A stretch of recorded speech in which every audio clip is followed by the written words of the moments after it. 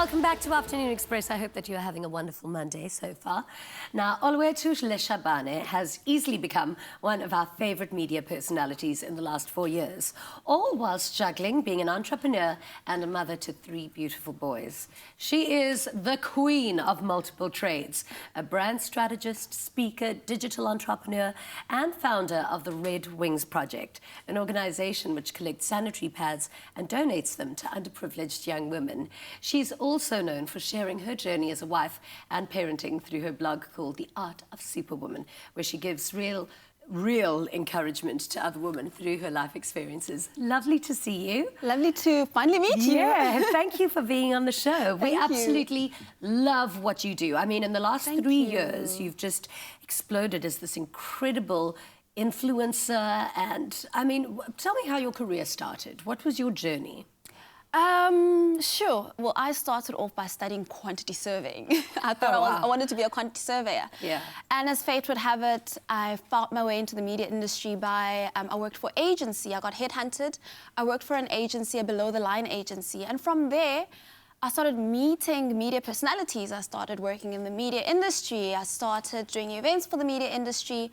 And here I am. One thing I've realised in my life is, as a woman, you can have it all, just not at the same time. Exactly. It's so, I mean, it's not a juggle per se, but it's choosing different priorities on what is more important to you at different times in your life. So, I mean, Art of Superwoman, I'm obsessed with it. I think you're doing an amazing job. Thank you. Why did you think there was a need for it? Where did the desire come from? I think it was a need for me to vent. Yeah. I mean, I got married young, I had children young. I was 21 when I had my first child. Yeah. I was 22 when I got married. So for me, it was just an outlet. I wanted to get my thoughts and my voice out there in a way that, so I thought writing, because I was always a journal girl.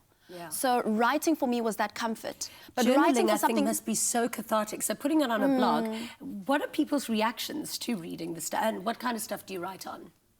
I've always been sort of that controversial person to put my thoughts out there throughout school.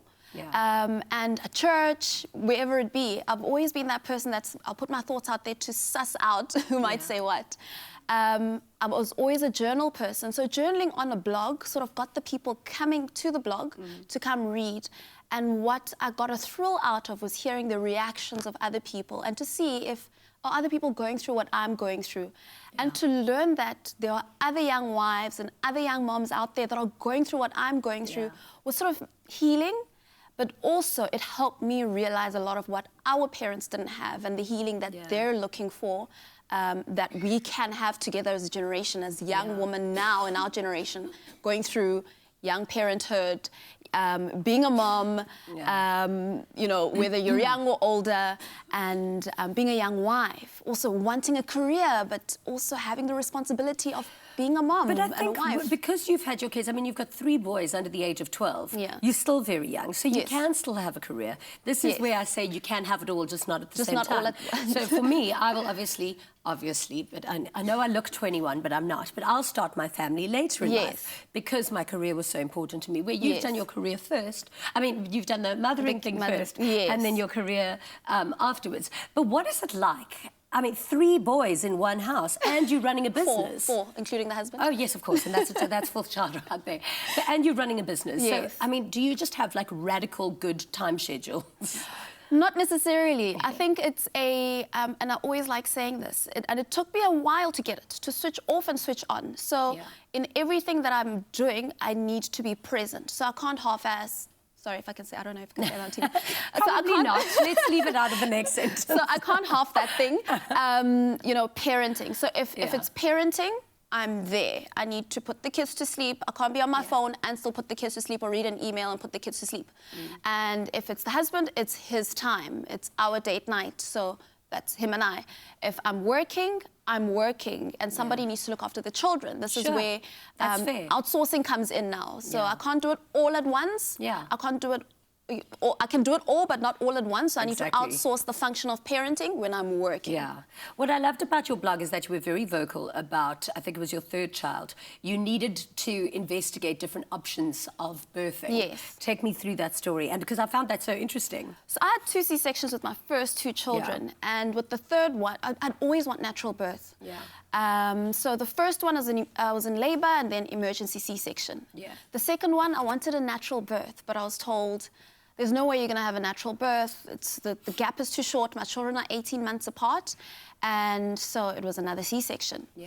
Now with this third, with my third how child... beautiful do you look like hey, I'm ready to have a baby, just looking all beautiful.